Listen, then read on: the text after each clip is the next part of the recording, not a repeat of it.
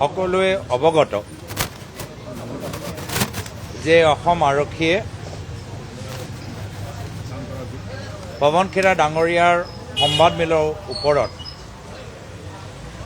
যি FIR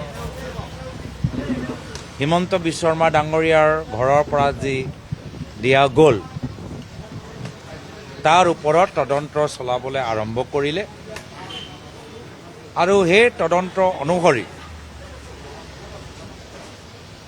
তেলেংগানাৰ court, Guwahati high court, supreme কোৰ্টৰ বিভিন্ন ৰায় প্ৰকাশ হোৱাৰ পিছত পৱন খেৰা ডাঙৰীয়া গুৱাহাটীত উপস্থিত হৈ অসম আৰক্ষীয়ে হিমন্ত বিশ্ব শৰ্মা ডাঙৰীয়া ঘৰৰ পৰা যি FIR ৰেজিষ্টাৰ কৰা গ'ল সেই সম্পৰ্কত যি তদন্ত অসম আৰক্ষীয়ে চলাই আছে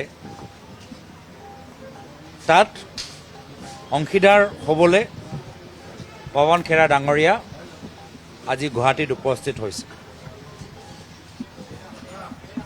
মুখ্যমন্ত্ৰীৰ ঘৰৰ পৰা সেই FIR ওপৰত অসম আৰক্ষী তদন্ত কৰিব পাৰে, কিন্তু জনসাধাৰণৰ মনত সোমাই গৈছে যে হিমন্ত বিশ্ব শৰ্মা ডাঙৰীয়াৰ সম্পত্তি পাহাৰ মাত্ৰ অসম বা ভাৰতলৈ সীমিত হৈ থকা নাই। আমি গম পাইছোঁ যে এই তদন্তৰ যোগেদি হিমন্ত বিশ্ব শৰ্মা ডাঙৰীয়াৰ অবৈধ ধন সম্পত্তি পৰৱৰ্তী দিনত আৰু বিভিন্ন তথ্যবোৰ প্ৰকাশ নহয়,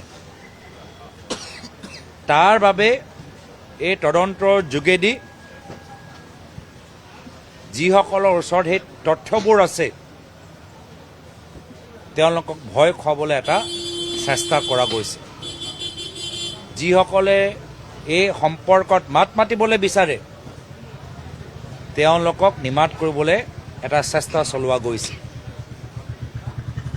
তেওঁলোকে হিমন্ত বিশ্ব শৰ্মা ডাঙৰীয়াই যিমানে চেষ্টা কিয় নকৰক, এই সম্পৰ্কত অসমৰ ৰাইজে ভালদৰে বুজি পাই গৈছে যে তেখেতৰ ধন আৰু সম্পত্তি পাহাৰ মাত্ৰ অসম বা ভাৰতলৈ সীমিত হৈ থকা নাই। আৰু বিজেপি চৰকাৰৰ পৰা তেওঁলোকে আৰক্ষীৰ যোগেদি, আইনৰ যোগেদি নিজৰ দলৰ ভিতৰত কলংকিত মানুহৰ ওপৰত বাস্তৱ তদন্ত কৰিব আমি আশা নকৰোঁ। কিয় কৰিম?